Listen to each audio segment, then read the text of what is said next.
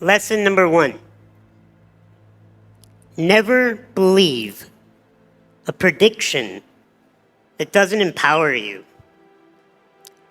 When I was born, the doctors told my parents that I would be dead within the first 24 hours of my life.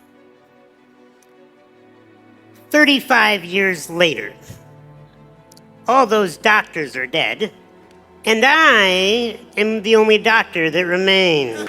Never believe a prediction that doesn't empower you. How many predictions have been thrown at you your whole life? If you believe predictions that do not empower you, you will wither away and die. Either physically die or your spirit will die as you just walk around the world like a carcass that is just following the masses. You will be given a lot of titles in your life. You will be told so many different things. You must only listen to that which empowers you. I have a belief that has served me in my life, and that is that everyone is rooting for me to win, even those that do not know it. And I am not here today to tell you that I have had adversity in my life, and so therefore I know what you're going through. I don't have a clue what any of you are going through in your lives. I did not grow up in your neighborhoods, more than likely. I did not have your set of parents, nor do I live in your body. I have not had the events that you've had happen to you. I can tell you I am only an expert on one thing, and that's how to be me. And I do it well. But it's not come easily. I've gone through things that I don't wish upon anyone in this room. I've had metal rods pulled out of bone marrow while I was awake. I've had jaw infections where teeth had to be extracted and I can no longer chew my own food. I have to get up every day and be showered and cared for physically by another human being.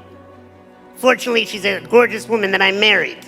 I get stared at everywhere I go, and the moment people meet me, if they don't know a thing about my resume, they automatically, just by the human nature, think to themselves, oh, it must be so difficult to be that man.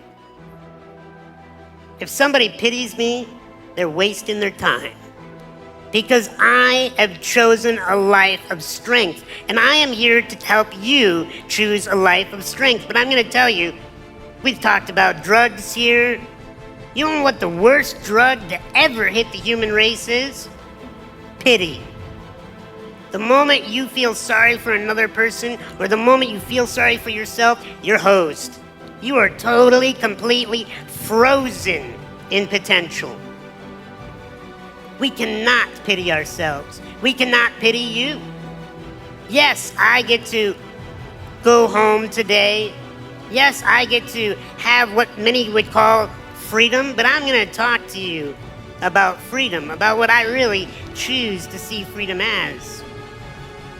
Because like I said, you cannot believe predictions that do not empower you. The second lesson today is you are not your condition. You are not. I am not disabled. Sure, I'll take the handicap parking privileges, but that does not define me as a man. Not able. I've been looked at and treated my whole life as if I am not able. I have had to rise above and show people that the only disability is one's refusal to adapt.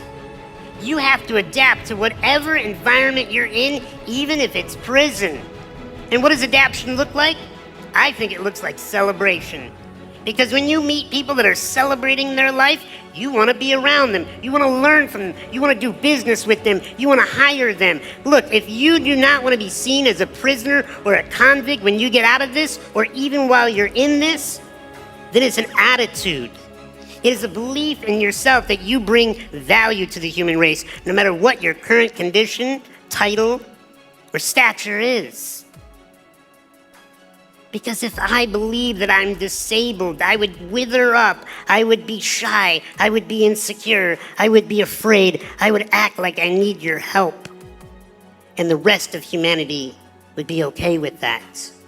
But I choose something else. I choose to be strong. I choose to be a leader. I choose to have words to move this planet. I'll tell you why I was born. And I hope it inspires you to find out why you were born. I was born to rid this world of insecurity. Because when a human being is insecure, they do stupid stuff.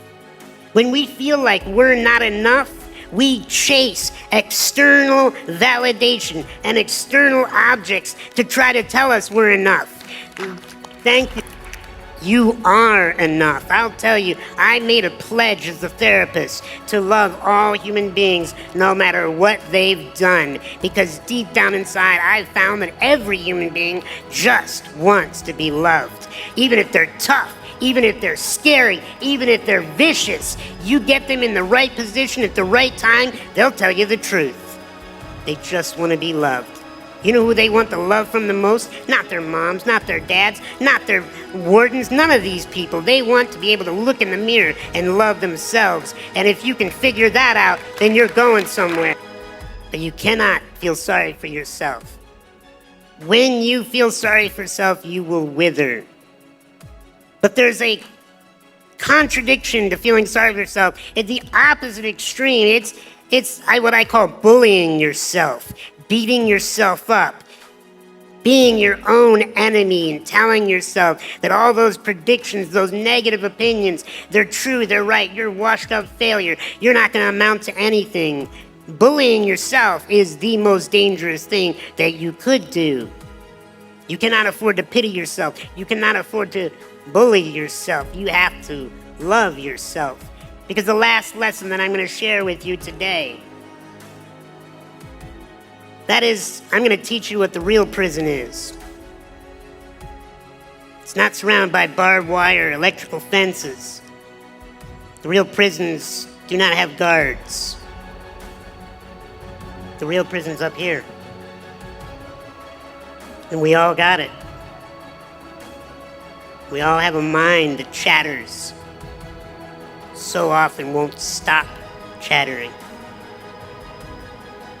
Do you know where your salvation is? It's not outside these walls.